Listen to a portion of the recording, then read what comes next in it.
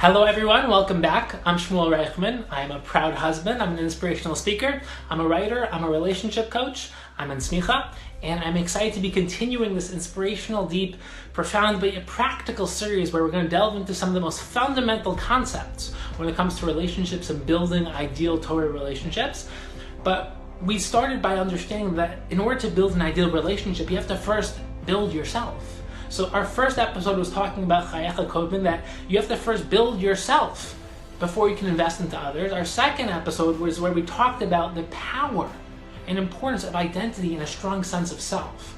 And in this episode, we're going to talk about, very briefly, 3 strategies towards creating a stronger sense of self, towards creating a stronger sense of identity. The first strategy is dibur, the power of speech, to speak it into reality. And there are 2 ways to do this. The first is to have the courage to speak it to yourself. Because once you start to say it to yourself, you start to believe it. For example, if someone starts to convince themselves, starts to just say to themselves, I'm the type of person who exercises. I'm the type of person who learns every day. I'm the type of person who's kind, who's thoughtful, who's patient. You tell this to yourself, you start to create this sense of identity. That this is who I am. And people live who they think they are. So if you can convince yourself that this is who I am, you'll start to live it. This is why the Rambam brings down the halacha, that to be mekayim, the mitzvah of teshuvah, it's not enough just to think it. You have to bring it down to dibur, because you have to concretize your internal volitions in order to make it real.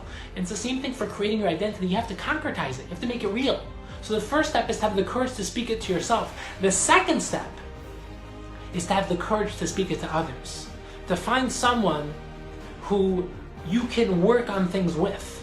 Because let's say you want to become the type of person who learns every day, or you want to become the type of person who exercises. Then it's not enough to say I want to do that, because when you're inspired, you make commitments, but when it comes down to doing it, very often we don't feel like it. And then we just don't do it. But if you have this external accountability, where you've not created an internal commitment, but you've done it with someone else, then they'll hold you accountable. Because no one wants to be the type of person that lets someone else down. You say, we're going to exercise, we're going to go bike riding once a week, we're going to learn the chavrusa twice a week, and then you don't show up. No one wants to be like that. So that external peer pressure actually ends up helping. So it's good to find someone that you trust, that you know that you can grow with together. The second stage is maisa, to do it. Very often people say that I don't feel like it. But it's not enough to feel like it, you have to do it anyways. First do it, then you'll feel like it. As the Rambam, the Ramchal, the Chinuch often say, Acharei ma'asim nimshachim halavavos. After your external actions, that creates your internal reality. You can't wait till you feel like it. Oh, you don't feel like it, it's hard? Do it anyways. You don't feel like getting up in the morning? You don't feel like being patient? You don't feel like learning? You don't feel like exercising? You don't feel like being a good person? Do it anyways. Because eventually, what you didn't feel like doing will become much easier. It's how the process works. First you externalize, then you internalize. So you just have to immerse yourself. You have to say, Nasa v'nishma, I'm just going to do it, and then eventually it'll become something which is internalized and something which I really feel fully.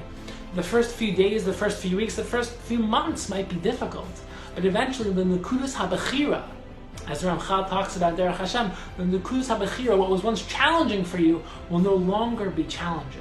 And you'll be able to actually make real progress in whatever it is you're working on. Now, we can apply all this to actual relationships themselves, but right now we're working on the initial stages of investing in your sense of self, of creating yourself, so that you can then invest this into your relationship. The third stage, we have, so far, what do we have? So far we have dibur, we have maisa, the last is emunah, to believe it. To believe it even before you see it. People often say, I don't think it's possible. Once I see it happen, then I'll believe it. No. You have to believe it first, then you'll see it. And this is the power of emunah. It's the power of understanding that what you believe, you will manifest. If you believe you can do something, you will be able to do it. The power of emunah, the power of machshava, the power of saying that this is something that's possible for me. Even if other people are saying it's not possible. That, yes, you can. Don't listen to that external voice. Don't listen to that internal voice, the inner Yetzer Hara that says, no, I can't. You can. And this is really the secret to growth. It's understanding that you can create yourself. And that there are 3 steps. There's dibur, there's Maisa, and there's Amunah. And we should be inspired to use all of these three strategies towards creating that sense of self so that we can then invest it into our relationships.